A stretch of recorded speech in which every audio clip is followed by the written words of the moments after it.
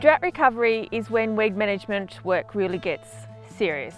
We often find after the season breaks that all of a sudden we have a lot of plants that we never thought grew in that area, and often they are weeds and they're purely there because of limited ground cover. And so the weeds are basically space invaders. If there's a space, they will grow there, and they'll grow there quickly. You may have noticed in the Hunter Valley on the lighter soils over the last couple of months that there has been a blue haze and a pungent smell. And that weed has been Blue Heliotrope, which for many, many years has been slowly encroaching on our agricultural areas within the Upper Hunter and also moving down into the Lower Hunter. We're starting to see more and more landholders having unsuccessful control. So the Hunter Local Land Services decided to partner up with a local producer and also a local agronomist to work out which were the best ways for us, and the best packages. It's just not one package, there's multiple packages. The best package that we can use to help assist landholders control this invasive weed and to get their farming systems productive again. Our property is Kingslyn, Merriwa. We run beef cattle and sheep on 4,200 acres. We realised Blue Heliotrope was an issue just after we bought the place. We had adjusted cattle on here, and we started looking through some of our lighter country, and all it was just a massive Blue Heliotrope. Then we started spraying it, and without seeking advice first up, and we wasted a substantial amount of money. And then I got onto our local lands, and we went from there, and we got Bob Freebairn down as well to give us some advice, and we went from there, and since then we haven't looked back, and that was just on about 6 years ago now.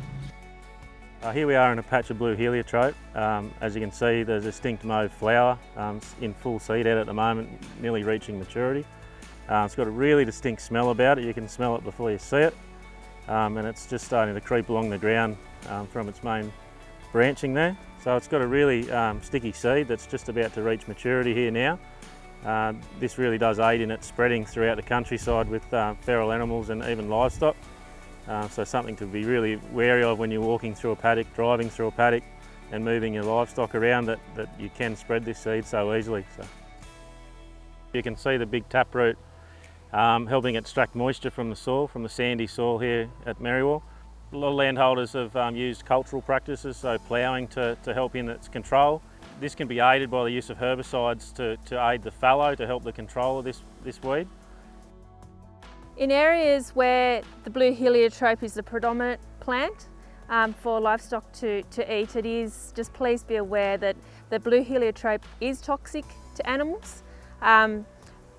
From horses all the way through to sheep. It does contain alkaloids, that if that's the only thing that the animal has to eat, it'll end up damaging their liver over time and end up dying from alkaloids. Blue Heliotrope generally is unpalatable to livestock, but when there's nothing else to eat, that's what they will eat. Please, the horses are the most susceptible to Blue Heliotrope, with the other end of the scale being sheep, are least susceptible.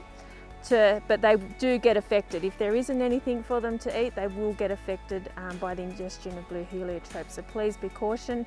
At the moment, there are paddocks with nearly 80 to 90% Blue Heliotrope. So I would be concerned about putting animals, especially hungry animals, in on those paddocks, and please consult your agronomist or your local land services about how to get control of that Blue Heliotrope before you start putting in animals into those paddocks.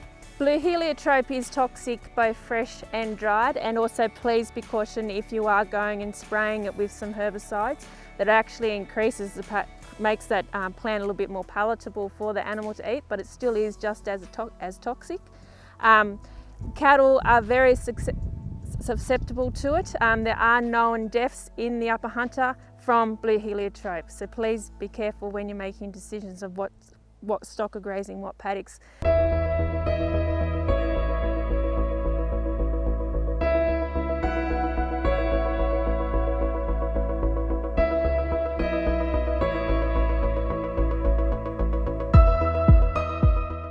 In 2016, we took a busload of landholders to Binaway to learn how they've been able to manage blue heliotrope.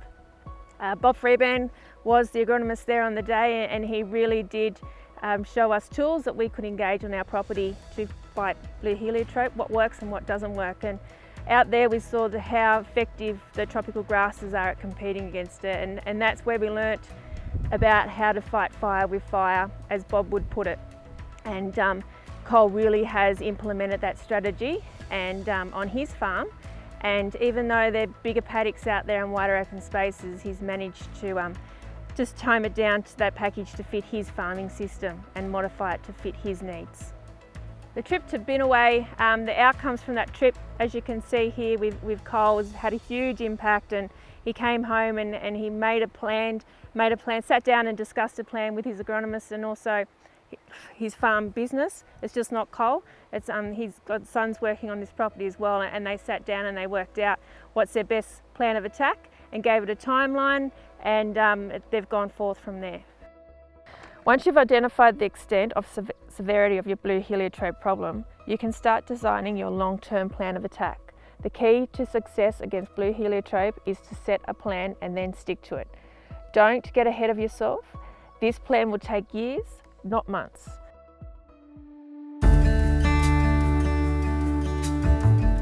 Blue heliotrope is a summer growing weed, so we generally start to see it in the spring, and it'll go all the way through the back end of autumn, and that's where, when we start to bring pastures in as a competition for it, our tropicals are the preferred type of pasture in arable country where we can replant, in that they are just as aggressive as a blue heliotrope. But there is a way and a means of getting successful tropical pastures established in paddocks. Don't think going and sowing a tropical pasture it's going to come up then as soon as you sow it, just like a paddock of oats. There is a plan and a process involved in that. Because tropical grasses are so competitive and so good at utilising rainfall events and turning that moisture, those rainfall events, into feed, into vegetative growth, they've proven how good they are at controlling our summer broadleaf weeds.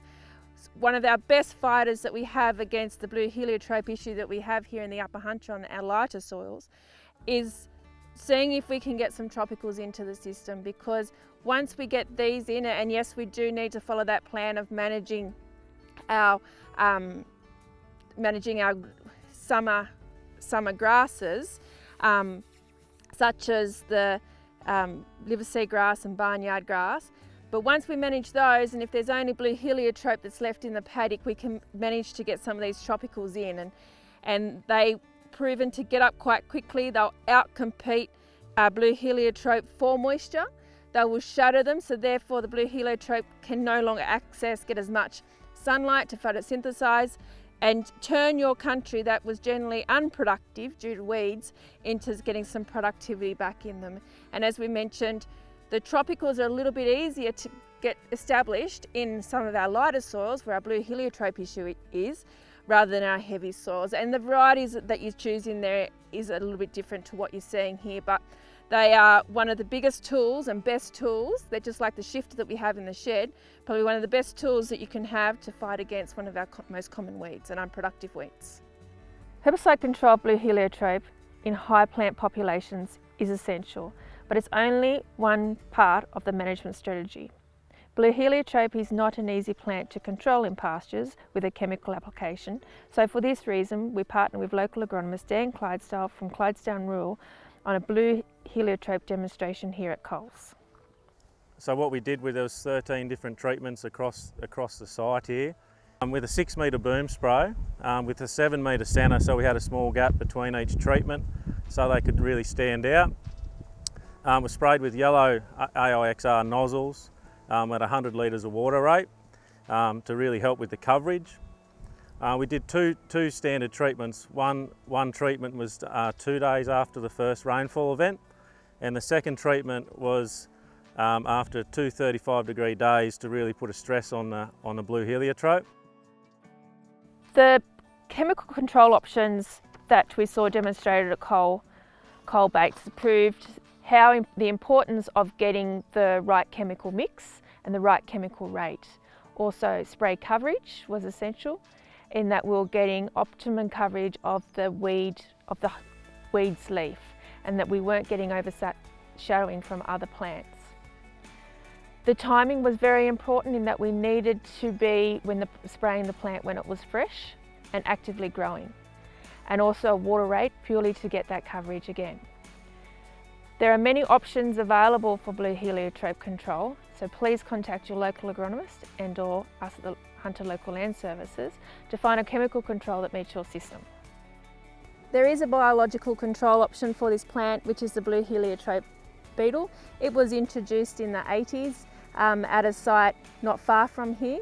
Due to the seasonal conditions, that beetle is struggling, and actually we're finding difficult to find it at the moment. It doesn't survive in our hot open paddocks, and especially on some of this sandy country it gets very hot very quickly, and the survival of the beetle is quite low. Its best spot within the system for the blue heliotrope beetle is down in our riparian zones, in our creeks and our gullies, where it is quite moist and the survival of that beetle is higher. But again, due to the years that we've just had, even those areas down there have been extremely dry, and the survival of the beetle is being very low. So it may take time for those beetle numbers to ramp up again, and let's hope the season improves. But at the moment we're very limited in beetle numbers.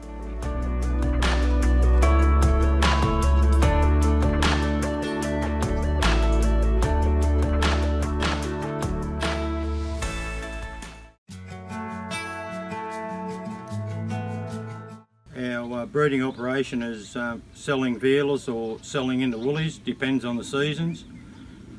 And we run a couple of hundred head of ewes as well, crossbred ewes. We started off with a plan to just do our lighter country to clean up the heliotrope. We seek advice from Bob Freebairn and our local land services, and we sprayed heliotrope out with Roundup a couple of times.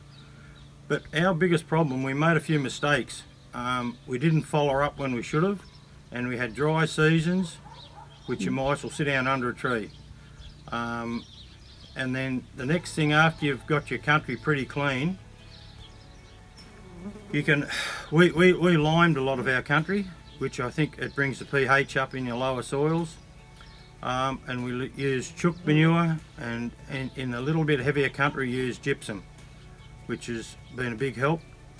And the main thing is when to sow, and also not to sow on your first lot of rain, to spray again to get rid of all your summer grasses, because otherwise when you do plant your tropicals, your summer grasses are outpeating your tropicals, and some will come through, but you will lose a percentage of them.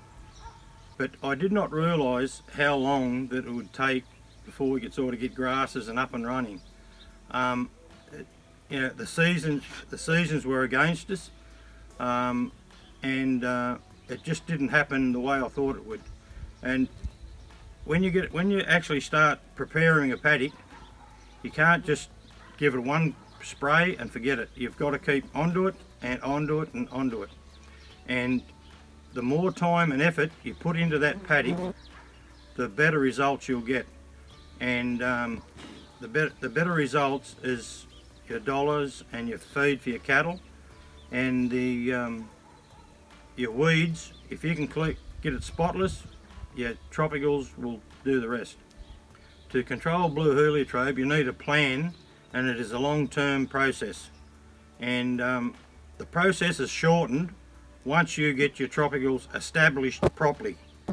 Even when you do get your tropicals up and running, you'll still, after 12-18 months, still have a spot spray on your quad bike or whatever you got, and just after you've grazed them, just poke around them and just give them a squirt if there's any rubbish in there, and you'll be miles in front. But we have learned a lot just through practical experience and the cost of things. trying to take shortcuts. There's no shortcuts. And have a definite plan. And if your agronomist said, or whoever you're using, says to do something, do it. Because he or she has probably been through the mill and knows what's going on. Well, our long-term goal is to have probably 50% of our lighter country under tropicals, just to eliminate blue heliotrope. So you can access this information by visiting the Hunter Local Land Services website. Please do not hesitate to call one of our officers and ask to speak to someone from the Agricultural Extension team or myself, Sarah Giblin.